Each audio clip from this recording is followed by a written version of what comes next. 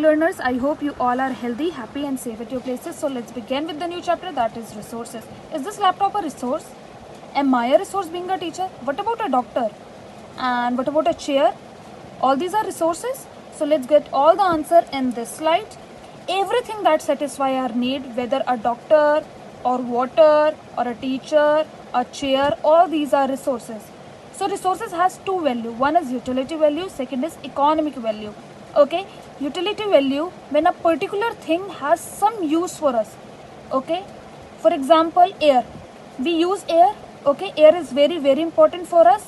So because we are using air, so because of its usage, it is a resource. Okay, but we don't go to market to buy or sell air. Okay, so let's come to the economic resource, economic value of resources now. Diamond. Okay, diamond has utility because we use it, but it also has economic value. Why? Because we go to market to buy it and we can also sell it. Whereas air, we don't go to market, so air just has utility value because we are just using it. We are not going to the market, so it does not have any economic value. Okay, on the other hand, diamond has economic value because it can be sold or purchased from the market. It also has utility value because we are using it. So whenever we are using anything, has utility value. When we go to market to buy or sell it, it also has economic value. Next is types of resources. So there are various type of resources. First one is natural resource. Natural resources are the resources which we get from nature as it is. For example, mango. You get mango from the nature and then you can have it as it is. So these are called natural resources. All the gifts of nature, air, water, land, sunlight, everything, all of these are natural resources. Then is human made resources. So we modify. So we make mango shake out of mango. So now it is no more a natural resource. It has become a human made resource, mango shake. So we make chair out of wood. So we use natural resource to make wood, that is a human made resource now. So chair is a human made resource because made by human, whereas wood is a natural resource because we get it from nature. What are human resource now? So we also serve.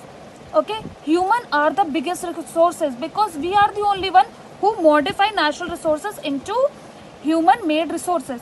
So doctor, engineer, sweeper, teacher, we all are human resources. Now natural resources are divided into various categories. First one is based on origin. Biotic.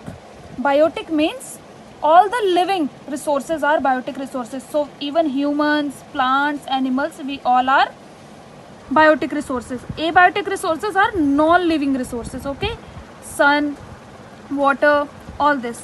Now based on utility or renewability. Renewable resources are the resources which can be renewed. These resources does not exhaust. For example, sunlight. Sunlight is renewable resource. It will not exhaust. On the other hand, non-renewable resources are the resources which will exhaust with time. For example, fossil fuel, and even water is a non-renewable resource now because drinking water is actually exhausting. Okay.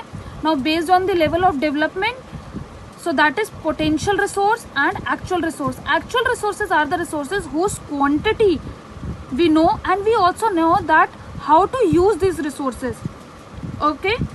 On the other hand, potential resources are the resources whose quantity we don't know how much they are available, and even we don't have the technology to use them. For example, uranium in Ladakh, we know that it is available, but neither we know its quantity nor we know how to use them. So, but they are potential resource, that means we will be using them in the future. But in the case of actual resource, we are using them even now. For example, fuel energy. We are using petroleum. We know its quantity also. We know how to use it. We have the technology as well. Okay. Now based on distribution, localized resources are the resources which are available locally. Okay. For example, gold is not available everywhere on the planet. It is available on a particular place. So these are called local resource. Okay. On the other hand, ubiquitous resource. These are the resources which are available throughout the planet to everyone without any discrimination. For example, air is available to everyone, water is available to everyone, sunlight is available to everyone. So these are ubiquitous. On the other hand, petroleum, for example, petroleum is available in huge quantity in Dubai. Okay, so that is a local resource to Dubai. It is not available in my area, so it is not a local resource. Okay, it is it is a local resource. So whatever thing is available at a specific place is called a local resource. On the other hand, whatever resource is available throughout the planet for everyone, it is called the ubiquitous resource. Now next is, how can we conserve these resources? That is an important question. So conservation of resources, there are many ways. You all must be knowing that by using 4 R's we can conserve these resources: by fusing, okay, by reusing, by recycling, by reducing.